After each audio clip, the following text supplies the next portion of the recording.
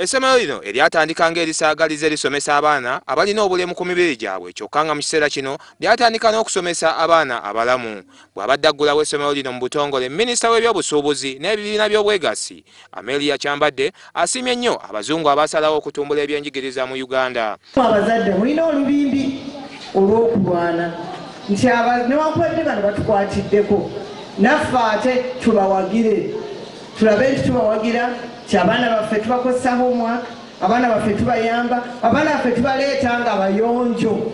Essomero lino lyatandikibwawo abazungu okuva mu ggwanga lya Australia abeegattira mu kibiina kya School for Life Foundation, era bano bazimbye essomero wamu n'okulisaamu ebikozesebwamu.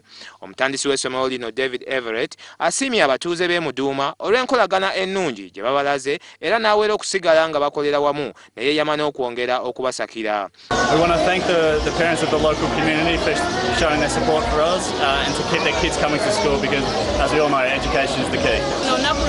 Abaana baselebrating oba bajaguza emyaka esatu essomero lino nga ligguddwawo ate nga ddene nga ddungi n'okufuna okusomesebwa okw'obwereere. Oluvannyuma abayizi basanyusizza abazadde wamu ne Minisita era naye n'aweera okwongera okwogereza gavumenti okubadduukirira. Lwanga Williams Katunda, WBS TV, Muduuma.